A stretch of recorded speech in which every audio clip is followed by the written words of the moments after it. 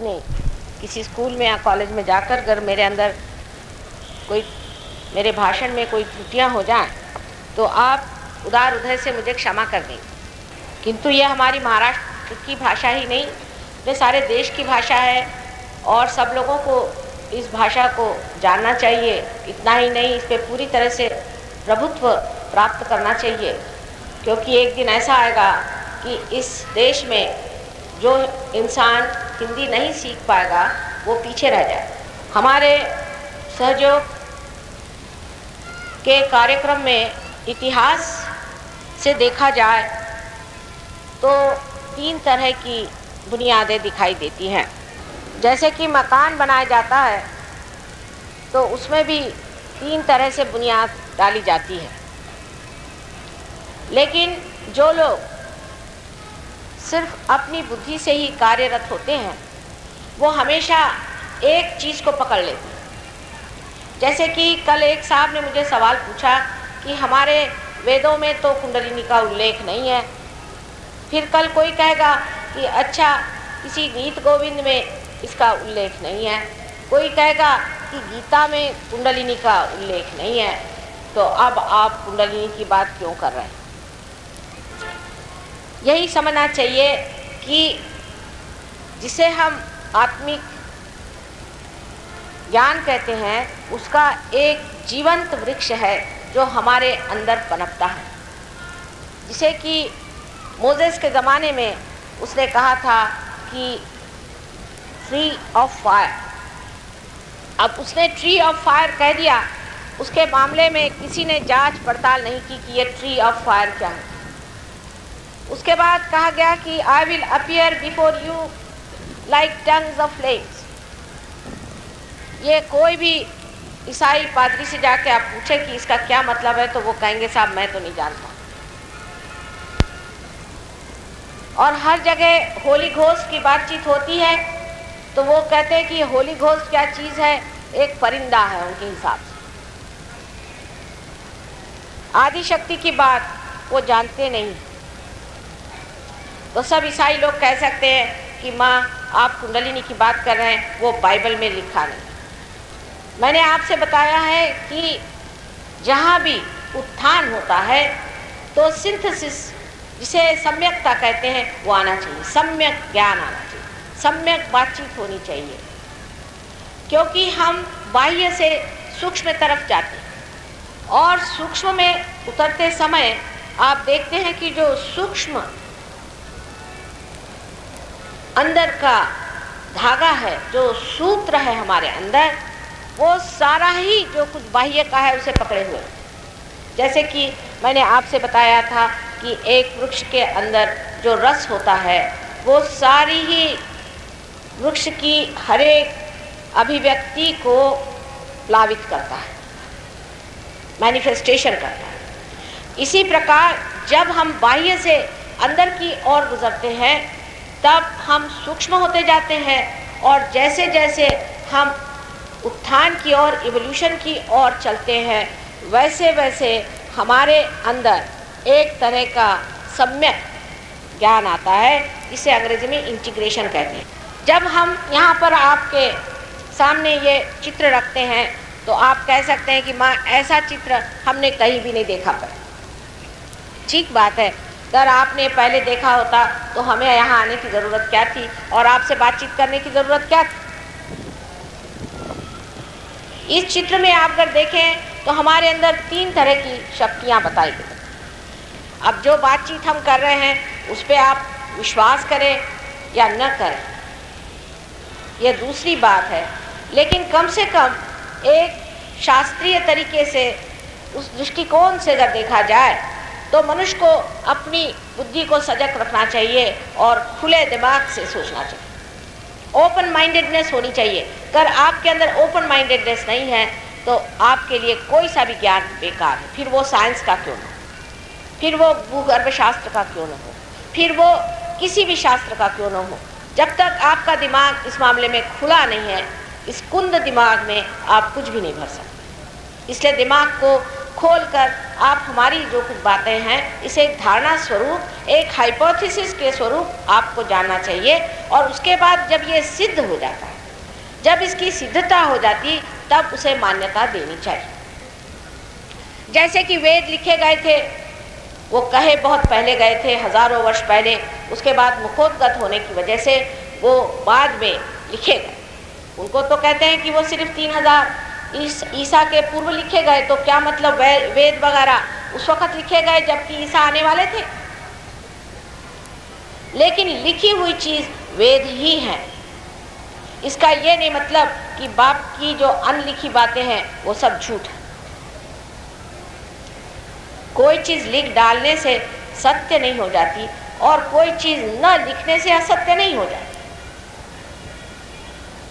लेकिन वेद भी सत्य है और बहुत बड़े सत्य हैं। और वेद में कहा गया है, जबकि आप वेद पढ़ते हैं, पहला ही उसका जो श्लोक है उसमें लिखा गया है कि इस वेद को पढ़ने से आपको अगर विद नहीं हुआ, आपने अगर जाना नहीं, ज्ञान को नहीं प्राप्त किया, तो यह जो वेद है ये आपके लिए व्यर्थ है। तो वो विद होना चाहिए। अब विद होने का मतलब लोग ये सोचते हैं कि आपकी खोपड़ी शब्दों से भर जाए, उसके जंजालों से भर के आप आपस में लड़ाई करें, झगड़ा करें, तोहमतें उठाएं, डॉगमास बनाएं। ये बात नहीं। जानने का मतलब है कि आपकी नसों में, आपके सेंट्रल नर्वस सिस्टम में इसको आपको जानना होगा। जो कृष्ण ने भी कहा था, इसे जानना पड़ता है।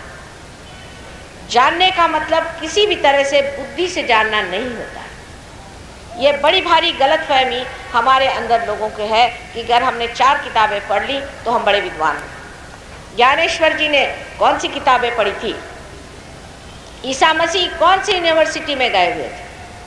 कन्फ्यूशस ने कौन से फॉर्मल एजुकेशन को लिया हुआ? सारे ही तो बाहर थे सब चीज़ों से। लेकिन आज भी उनके इतने उपकार हैं कि उनके ही वजह से आज आप यहाँ परमात्मा को खोज रहे हैं। तो किसी भी चीज़ को कर देना कि ये नहीं है, निगेट कर देना, ये किसी खुले दिमाग की बात नहीं। और जब आदमी का दिमाग खुला होता है तो भी समझ सकता है कि हमने जो कुछ आज पाया है इस मानवीय चेतना के ह्यूमन अवेयरनेस में, वो कुछ पूरा नहीं। अगर पूरा होता, संपूर्ण होता और पूरी तरह से परफेक्ट होता तो हमें खोजने की कोई ज़रूरत नहीं थी, हम लोग सब आराम से बैठे। लेकिन वैसी बात नहीं। हमने खोजा उस वक्त भी अपने बुद्धि से, लेकिन बुद्धि जब हार गई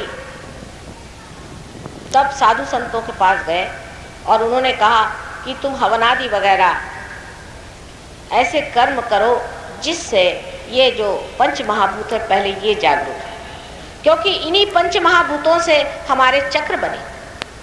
अगर ये पंच महाभूत हमारे अंदर जागरूक ही नहीं हुए तो हमारे चक्रों का चलन वलन भी ठीक नहीं होगा और इसकी जो सूक्ष्म स्थिति है वो जागरूक नहीं होने के कारण हो सकता है कि इसमें कुछ खराबी आ जाए। इसलिए सबसे पहले उन्होंने यज्ञ आदि वगैरह करने का प्रबंध किया और वहीं से वेदों का पठन और श्रुतियों का कथन शुरू। ये एक हमारी खोज थी, एक हमारा तरीका था। और दूसरा तरीका उस वक्त था जिसे हम भक्ति कह सकते हैं, कि जिससे हम परमात्मा की भक्ति करते हैं।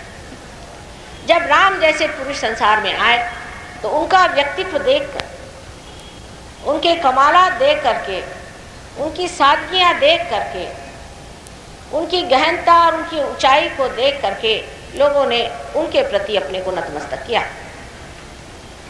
जब भी कोई अवतार संसार में आया, मत्स्य रूप से भी जब आया, तो मत्स्य रूप को देख करके दूसरी मछलियों ने उनकी अगुवाई में उनके साथ को लिया। एक मछली जो पहले बाहर आई थी वो मछली मत्स्यावतार।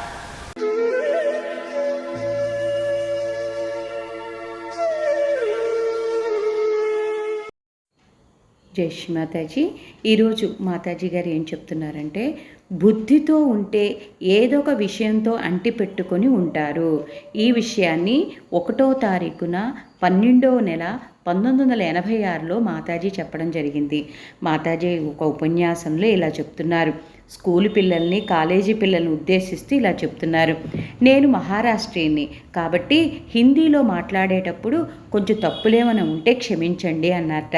అందరూ కూడా హిందీ నేర్చుకోండి అని మాతాజీ చెప్తున్నారు. హిందీ రాష్ట్ర భాష, హిందీ నేర్చుకోవడము అత్యంత అవసరమని మాతాజీ అంటున్నారు. హిందీ ఎప్పుడైతే నేర్చుకోరో వారు వెనకబడి ఉంటారు అని మాతాజీ అంటున్నారు. ఇంకా మాతాజీ అంటున్నారు, ఇక్కడ 3 రకాల మనుషులు ఉంటారు. కొంతమంది ఏమో అంటారట కుండలిని శక్తి గురించి మాట్లాడుతూ, అమ్మా వేదాల్లో ఎక్కడుందమ్మా కుండలిని శక్తి గురించి చెప్పలేదే అంటారట. ఇంకా 2వ తరహా మనుషులేమో గీతా గోవిందులో కూడా కుండలిని శక్తి గురించి చెప్పలేదే అన్నారట. 3వ తరహా ఉన్నటువంటి మనుషులేమో గీతలో కూడా ఏమీ కుండలిని శక్తి గురించి చెప్పలేదు అని అన్నారట. అప్పుడు మాతాజీ ఇలా అన్నారట, ఇది ఆత్మకు సంబంధించిన విషయము, ఇది ప్రతి మానవుల్లో కూడా జన్మతః సహజంగా వచ్చేటువంటిది ఇది అని చెప్పేసి మాతాజీ అన్నారట. ఈ కుండలిని శక్తి అనేది సహజంగా ఉద్భవించేది అని చెప్పారట. ఇంకా మాతాజీ అంటున్నారు, పరమాత్ముడి గురించి అందరూ మాట్లాడతారు కానీ ఇంకా అంటారట ఈ ఆదిశక్తి ఎవరు అని.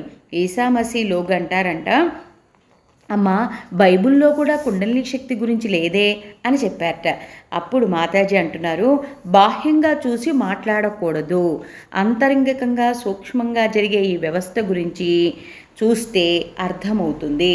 ఒక వృక్షంలో రసం ఉంది, అది ప్రతి కణాన్ని అభివ్యక్తపరుస్తుంది. ఆ వృక్షము బాహ్యంగా వదిలేస్తే సూక్ష్మ శరీర వ్యవస్థ ఆంతరంగికంగాలోకి నువ్వు వెళ్ళు, అప్పుడు నువ్వు ఉత్తానింపబడతావు అని మాతాజీ అంటున్నారట. ఆ సమయాన్ని అప్పుడు దానిని లోతుగా తెలుసుకోగలుగుతావు. దాన్ని హిందీలో సమ్యక్ జ్ఞానము అంటారట, ఇంగ్లీష్లో ఇంటిగ్రేషన్ అంటారట. ఆ తర్వాత మనము నా చిత్రాన్ని మీరు చూసినట్లయితే, అమ్మా ఇలాంటి చిత్రాన్ని నేను ఎప్పుడూ చూడలేదే అంటారు. మళ్ళీ చిత్రం మీద విశ్వాసము నమ్మకం ఉంచాలి. మీరు నమ్మకం ఉంచండి లేకపోండి,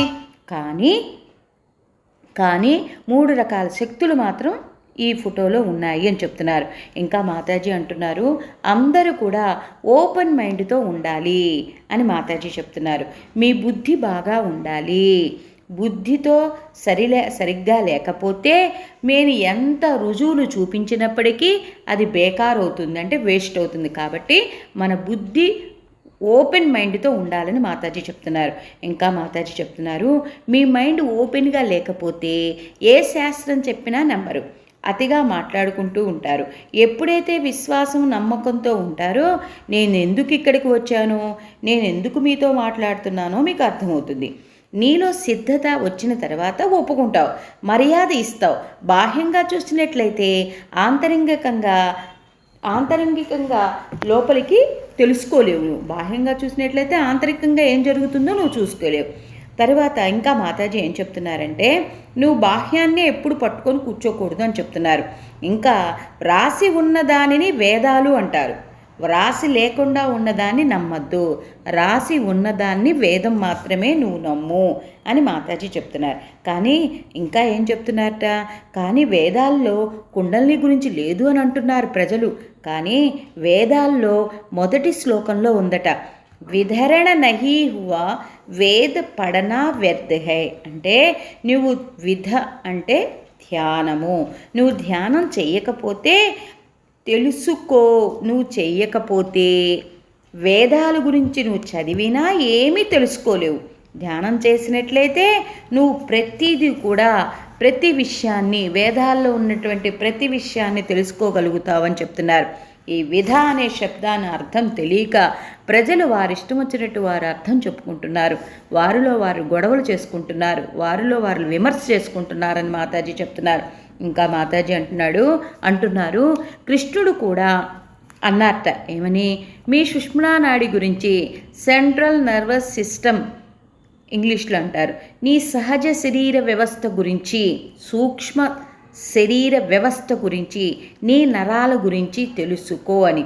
తెలుసుకో అంటే బుద్ధితో కాదు, అందరూ అనుకుంటారు పుస్తకాలు చదివి నేను పండితుడిని అనుకుంటారు.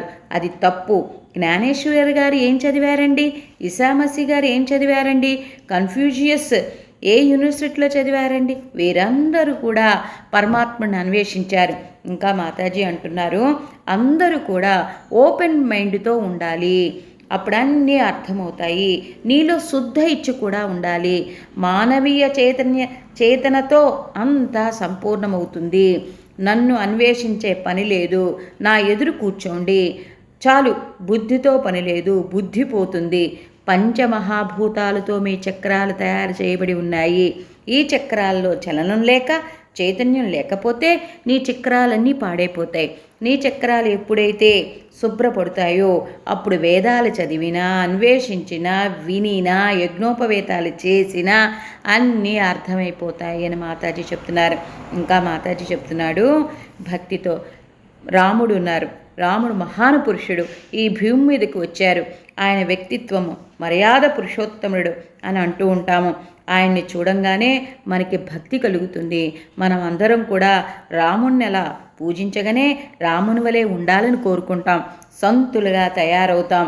ఇంకా మాతాజీ చెప్తున్నారు చివరిగా, మాతాజీ తన బిడ్డలకు ప్రేమతో ఇలా చెప్తున్నారు, నువ్వు ఆత్మ సాక్షాత్కారం తీసుకుని ఆత్మను తెలుసుకొని ఆత్మ నీలో దృఢంగా స్థిరపరుచుకొని ధ్యానం చేసి నీలో సూక్ష్మ శరీర వ్యవస్థ గురించి తెలుసుకున్న తర్వాత మన పవిత్రమైన ధర్మగ్రంథాలు చదివి వాటిలోని విషయాలను తెలుసుకొని గ్రహించి అన్వేషించే శక్తి నీకు లభిస్తుంది. అప్పటి వరకు నువ్వు ఏమీ అర్థం కాదు అంటున్నారు. అప్పటి వరకు ఒక సామాన్య మానవుడిగానే ఉంటావు. ఇవన్నీ ఎప్పుడైతే తెలుసుకుంటావో అప్పుడే నువ్వు పరిపూర్ణమైనటువంటి సహజయోగి అవుతావు అని మాతాజీ తన బిడ్డలకు ప్రేమతో చెప్తున్నారు. జై శ్రీ మాతాజీ.